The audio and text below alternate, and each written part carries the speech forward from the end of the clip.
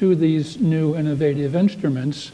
And one thing that would be extremely helpful in the currency area is if we actually had a central bank that would start issuing in the digital form. I know Canada thought about it. Canada thought about it for a while. They seem to have dropped that. China may actually be the first to do it. They're just coming out in the last couple of weeks. Why not? Yeah. They are. So I mean, the central bank issued digital currency space is heating up rapidly. You see the digital RMB coming to market in the next 6 to 12 months, pretty much guaranteed. There's questions about whether or not that will be collateralized by gold or some other type of asset. But the e-krona is about to be issued as well. And we're focusing acutely on that space because central bank issued digital currency offers a transformative opportunity for the global economy. And has massive implications to the way that our global trade system works. And I would argue, and I think there's a lot of people that are crypto native, that CBDCs, central bank issued digital currency, will come to play much sooner than folks think. The US in that space specifically, there was traction and discussion around what a Fed coin might look like several years back. That traction failed as well, similar to Canada. But as you start to see countries around the world moving aggressively in that way, I would argue that the pace is actually going to accelerate. And there's focus. There's a paper that was put out by 2 IMF researchers over the last several weeks that was actually saying the US, from the CBDC perspective, is so far behind other countries in the world that there may be an inclination or opportunity to look at how the US could adopt privatized stable coins. You're not going to be the reserve currency of the world if you don't go in that direction. Fully agreed. Yeah, fully agreed. Yeah. Okay.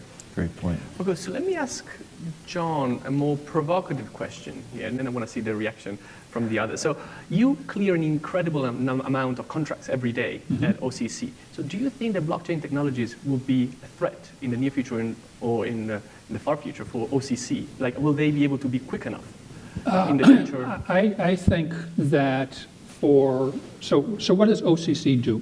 OCC centralizes the credit intermediation process.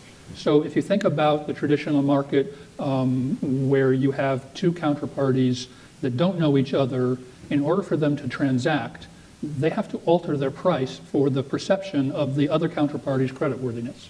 The central counterparty has one set of creditworthiness that's known to all of the market participants, and so the central limit order book can actually have a single price for a particular type of asset, and it doesn't have to get adjusted for the different creditworthiness, the different perception of creditworthiness of the other parties. So that centralization is based on having a trusted network. One of the most important pieces of our several lines of defense is the admission criteria to become a clearing member and the financial reporting that has to go on and our surveillance of that reporting that has to go on. I don't think that gets disintermediated by a distributed ledger technology.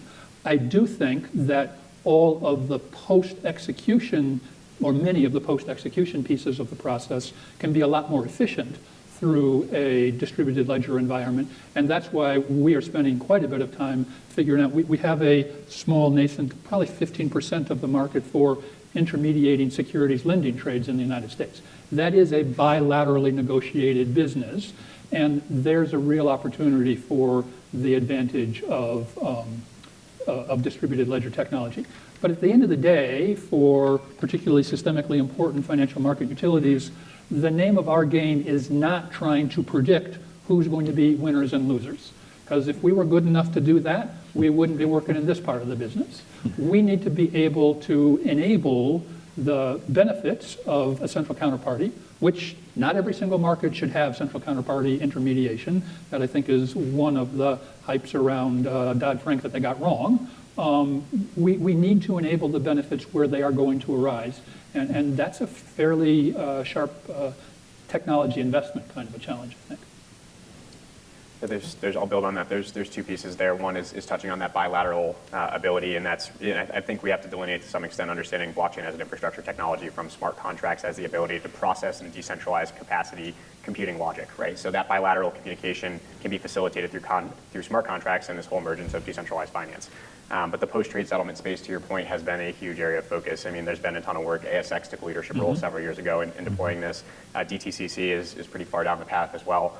So I think you're going to see the productionalization of those post-trade settlement systems in the next 6 to 12 months in a meaningful way. Okay, so let me